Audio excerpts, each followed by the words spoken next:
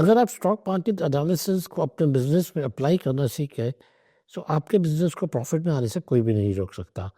Let me explain what is the relationship between stock market analysis and your business.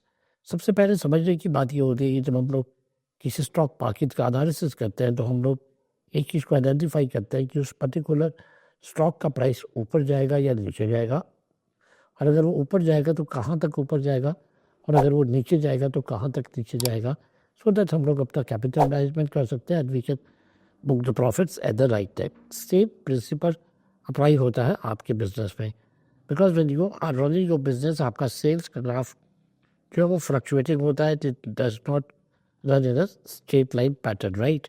So it's always fluctuating, कभी आपकी sales ऊपर जाती है और कभी आपकी सेल्स नीचे जाती है। चैलेंज कहाँ पे आता है? सबसे बड़ा चैलेंज इस चीज़ का आता है, कई बार हम लोगों के पास मल्टीपल प्रोडक्ट्स होते हैं। फॉर एग्जांपल आपके बिजनेस में आप 10 डिफरेंट प्रोडक्ट्स को सेल कर रहे हो and there are only 3 products which can generate revenue for your business, but you are putting in your efforts on selling those 7 products also जो कि आपके लिए रिजल्ट नहीं ला रहे या उतना बड़ा कॉन्ट्रीब्यूट नहीं कर रहे आपके बिजनेस पे। But will you ever be able to decide कि आपको उन प्रोडक्ट्स को कंटिन्यू करना चाहिए या डिसकंटिन्यू कर देना चाहिए, और अगर उनमें से कुछ को आपको डिसकंटिन्यू करना है तो कौन से हैं, और जिन्हें कंटिन्यू करना है तो उन पे क्या एफर्ट करने की ज़रूरत है।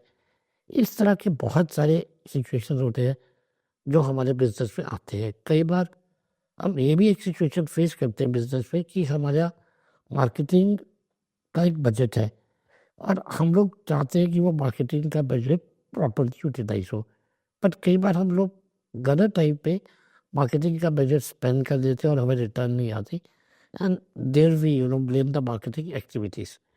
और कई बार ये भी सिचुएशन होता है कि जहाँ पे थोड़ी सी आपको अपने बिजनेस को बूस्ट देने की ज़रूरत है, थोड़ा सा थर्स्ट देने की ज़रूरत है, विद द लिटिल एफर्ट आप एक्सपोनेंशियल ग्रोथ अचीव कर सकते हो, और हम लोग उन सिचुएशंस को अवॉइड कर देते हैं क्योंकि हमें मालूम ही नहीं होगा कि हमारा बिजनेस किस लेवल पे है।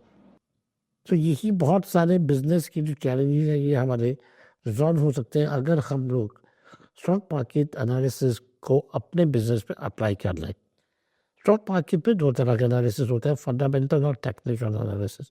अभी मैं बात करूँगा टेक्निकल एनालिसिस की, जो कि चार्ट बेस्ड होता है। हमारे को क्या करते हैं हम लोग, जब हम लोग स्टॉक मार्केट का एनालिसिस करते हैं टेक्निकल, तो हम लोग कैंडलस्टिक चार्ट्स को स्टडी करते हैं, और जहाँ पे हम लोग आइडेंटिफाई करते हैं उन चार्ट पैटर्न्स को स्टडी करके कि स्टॉक का मूवमेंट का डायरेक्शन क्या है, because it's very important to identify the direction of the stock, right. या वो अप ट्रेंड में है या डाउन ट्रेंड में है। अब how do we do that? उसके लिए हम लोग ट्रेंड लाइन्स प्लॉट करते हैं, या फिर हम लोग आइडेंटिफाई करते हैं कि क्या हमारा जो स्टॉक है वो लोअर लोज कंटिन्यूसली बना रहा है तो लोअर ट्रेंड पे है, हायर हाइज बता रहा है तो वो हाई ट्रेंड पे है। नहीं, तो हम लोग सबसे पहले तो एक ट्रेंड का एनालिसिस करते हैं। सेम चीज़ आप क्या कर सकते हैं, जब आपके पास एक हिस्टोरिकल डेटा है आपके सेल्स का, चाहे आपका 1 साल का डेटा है, जो आप किसी भी एक प्रोडक्ट का एनालिसिस करना चाहते हैं, तो आप उस 1 साल के डेटा को लीजिए और उसे कैंडलस्टिक चार्ट पैटर्न में ग्राफ पे अप्लाई कर दीजिए, राइट। जब आपका वो ग्राफ रेडी हो जाता है देन यू विल अंडरस्टैंड कि आपके पास जब आपने उसमें अपना डेली सेल्स डेटा उसमें एंटर कर दिया है, सो आपके पास एक बिल्कुल स्टॉक मार्केट की तरह ग्राफ तैयार हो जाएगा, जिसके बेस पे आप ये आइडेंटिफाई कर पाओगे कि आपका पैटर्न जो है वो अपसाइड इंडिकेट कर रहा है या डाउन साइड इंडिकेट कर रहा है। अगर आपका प्रोडक्ट या सर्विस जिसका आप एनालिसिस कर रहे हैं वो डाउन साइड में है, तो आपको खुद पता चल जाएगा कि ऑब्वियसली ये प्रोडक्ट अभी आपको उतना अच्छा प्रॉफिट नहीं दे रहा है, और अगर ये अपसाइड में है तो obviously this is a hero product, right. अब हम बात करते हैं कि हमें वो लेवल्स कहाँ पे आइडेंटिफाई करने हैं कि जहाँ से हम लोग ये डिसाइड कर पाएंगे कि इस प्रोडक्ट को डिसकंटिन्यू करना है या इस पे और एफर्ट्स करने की ज़रूरत है, राइट। तो उसी तरह हमारे को स्टॉक मार्केट में जब हम लोग किसी स्टॉक का लेवल्स आइडेंटिफाई करते हैं तो उसके लिए 2 जोन्स का एनालिसिस किया जाता है। सबसे पहला जोन होता है सपोर्ट लेवल। सपोर्ट लेवल क्या होता है? सपोर्ट लेवल हमेशा बॉटम साइड पे होता है। आप किसी भी प्राइस का अगर बार-बार प्राइस आपका एक लेवल पे हिट करता है, नीचे आता है और फिर वहाँ से बाउंस बैक हो जाता है। फिर वो नीचे आता है और उसी लेवल से वो बाउंस बैक हो जाता है। तो हमारा सपोर्ट लेवल बन गया। दैट मीन्स वहाँ पे एक सपोर्ट है जो उस प्राइस को उससे नीचे नहीं जाने दे रहा। सो हमारे इसी तरह हमारे सेम पे भी जब आप ये पैटर्न क्रिएट करोगे, आप ये चार्ट्स प्लॉट करोगे, तो यू विल ऑल्सो आइडेंटिफाई कि आपकी सेल्स में भी ये प्राइस या क्वांटिटी या वॉल्यूम आपका रिपीट होता है और एक लेवल के बियॉन्ड वो वापस बाउंस बैक होता है। तो वो आपके सेल्स का एक सपोर्ट लेवल बन गया। अब अगर आपका जो सेल्स है वो सपोर्ट लेवल पे है, तो ऑब्वियसली वहाँ से आपको एफर्ट्स डालने की ज़रूरत होती है और ताकि आपका वो सपोर्ट लेवल से ऊपर आपका वॉल्यूम जो है, आपका सेल्स इंक्रीज हो और आपका रेवेन्यू ज़्यादा आए। बट अगर वो सेल जो सपोर्ट पैटर्न है वो कहीं से सपोर्ट लेवल जो है वो ब्रेक हो गया है, तो ये आपको क्या इंडिकेट कर रहा है कि आपके सेल्स के लिए अब कोई सपोर्ट नहीं है। सो आपको immediately next support level identify करना है और अगर आपको लगता है कि नेक्स्ट सपोर्ट लेवल जो है वो बहुत दूर है और तब तक आपका जो सेल्स है वो कंटिन्यूसली डिक्रीज करेगा। और एक लेवल ये भी रहता है स्टॉक्स पे, जब हमारे सपोर्ट लेवल टूटता है तो हम लोग ऑब्वियसली सेकंड सपोर्ट लेवल पे उसको टारगेट लगाते हैं कि यहाँ से वापस प्राइस अपसाइड मूव लेगा। ये इस तरह होता है कि जैसे मान लीजिए बिल्डिंग है, बिल्डिंग का एक फ्लोर टूट गया तो उसे नीचे वाले फ्लोर पे सपोर्ट लगेगी। जब ये सपोर्ट लेवल कॉन्टिन्यूसली ब्रेक होता रहता है तो वहाँ पे हमें एक स्टॉप लॉस लेवल मिल जाता है कि जिसका मतलब होता है स्टॉप लॉस। दैट मीन्स कि इसके बियॉन्ड हम लोग नहीं उस स्टॉक में रहेंगे और हम लोग उस स्टॉक से एग्जिट कर देंगे so that we can protect our capital. If you continue with that stock and you don't have a stop loss level, then what will happen?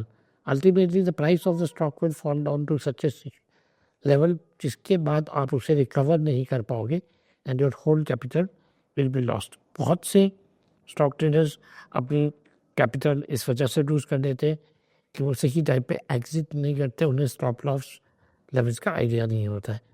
So same thing जो आपके प्रोडक्ट्स हैं उनका भी एक stop loss level होगा। अगर वो stop loss level को तोड़ चुके हैं तो आपको उस प्रोडक्ट को स्टॉप कर देना चाहिए, उस प्रोडक्ट को डिसकंटिन्यू कर देना चाहिए। So this is how you will identify कि कौन सा वो प्रोडक्ट है जिससे आपको एग्जिट कर देना चाहिए और उस पर एफर्ट्स करने की ज़रूरत नहीं है, otherwise you will waste your money, efforts and capital. अब हम लोग सेकेंड जोन को स्टडी करते हैं, वो होता है रेजिस्टेंस जोन।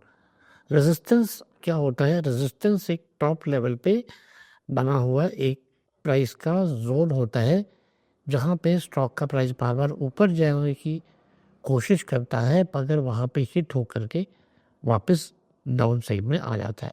फिर सेम लेवल पे प्राइस ऊपर जाएगा और वहाँ से फिर से प्राइस नीचे आ जाएगा। That means there is a resistance. और रेजिस्टेंस क्या होता है? किस चीज़ को रोकने का कोशिश करना, राइट? सो दैट मीन्स कि something is going to stop your price movement, right? So resistance create हो चुका है। अब अगर आपका बिजनेस का सेल्स भी रेजिस्टेंस लेवल पे पहुंचा है तो आपको अलर्ट होना है कि यहाँ से ये वापस डाउन साइड पे आपकी सेल्स जा सकती है। तो आपको क्या एफर्ट्स करने की ज़रूरत है? आपका एफर्ट होना चाहिए कि आप वहाँ पे एडिशनल एक्टिविटीज़ करें, फोकस करें सो दैट वो रेजिस्टेंस लेवल ब्रेक हो और आप उस रेजिस्टेंस लेवल को ब्रेक करके अपना बिजनेस जो है वो नेक्स्ट लेवल तक अपसाइड ले जा सकें, राइट? तो इसके लिए आपको अपने रेजिस्टेंस लेवल्स को आइडेंटिफाई करना ज़रूरी होगा और अगर आपका रेजिस्टेंस लेवल ब्रेक हो चुका है तो आपको उसके ऊपर वाला सेकंड रेजिस्टेंस लेवल भी क्लियर होना चाहिए, because your first resistance level could be your first target and the second resistance level could be your second target. So that आपके बिजनेस के गोल्स भी डिफाइन होते हैं कि जैसे मान लीजिए कि आपको एक एक्स अमाउंट का टर्नओवर अचीव करना है, राइट? सो आपका वो फर्स्ट गोल हो गया। पर जो आपका वाई लेवल का टर्नओवर है वो आपका सेकंड गोल हो गया। लेकिन वाई लेवल का टर्नओवर कितना होगा?